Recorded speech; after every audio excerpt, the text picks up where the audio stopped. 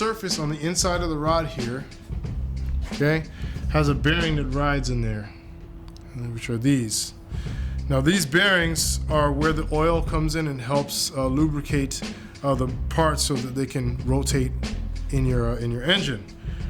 Now these, when you say you have a spun bearing, if you hear them ever say, oh, I got a spun bearing, or I got a rod knock, it's usually because of these. Okay, so first things first, you want to make sure you don't touch this surface here. You also want to make sure that this surface here is very clean and free of any debris. Okay, so what we're going to do is right now you install them dry. Okay, meaning that we don't put any engine assembly lube on the rod bearings just yet, because what we're going to do is check the measurement with some plastic gauge, just like how we did the crank. So first we're going to take the rod cap and go ahead and install it. So you're going to have the tangs there. As you can see, that little tang right there, and this one's got a little tang. That's to stop it from rotating. You want to just get it in that hole and then press it on the edge here. Boom. It's in there. Okay. All right. Next, we're going to go and install the bearing.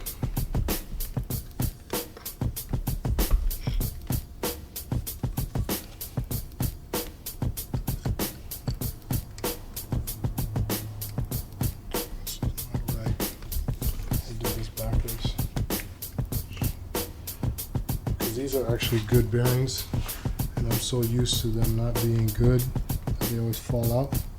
And I actually ordered good ones this time. There you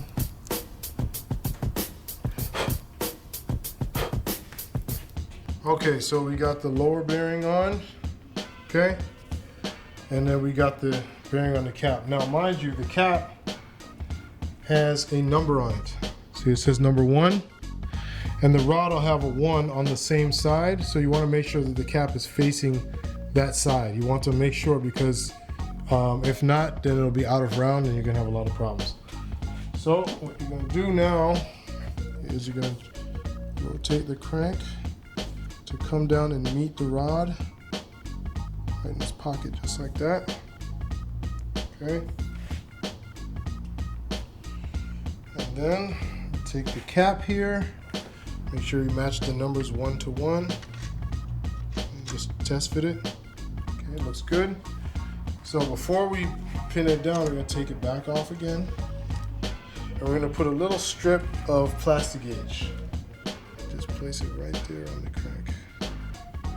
Now if you find that it's in a spot where it's going to slide around, change your position on the crank. All right. Slide it down there, try not to disturb the plastic gauge too much. Boom. Okay, we're in position now. Okay, there it is. All right. So, squish down. Do not rotate. Okay. Once again, do not rotate. So we're gonna go ahead and stick on our ARP bolts.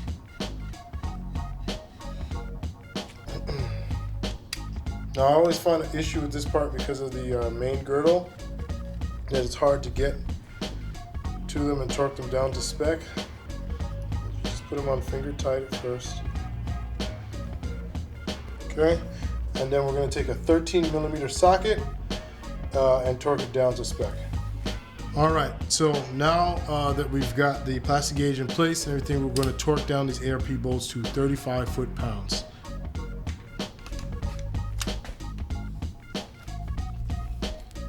So first we're going to start by torquing it down to 24 foot-pounds at first, and then we're going to go up to 35. So once we've got it down, torqued to spec, we take it back off again and check the plastic gauge and check our measurement. See, our plastic gauge is all squished out. See?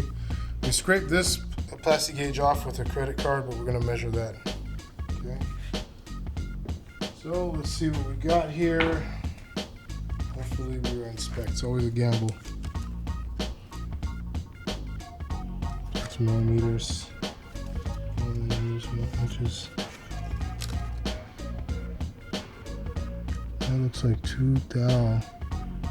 Oh my gosh, we are like right in there. This motor is really loose so far, but because it's gonna be running really hot, I figured there's gonna be some expansion going on. It says desired is 8 10,000ths to 1.5 thousandths, but allowable is 8 10,000ths to 2.4 thousandths, and we're at 2 thousandths. Woo! I was real worried about that. So we are in the game. All right, so let's go get the moly lube. Let's scrape this off.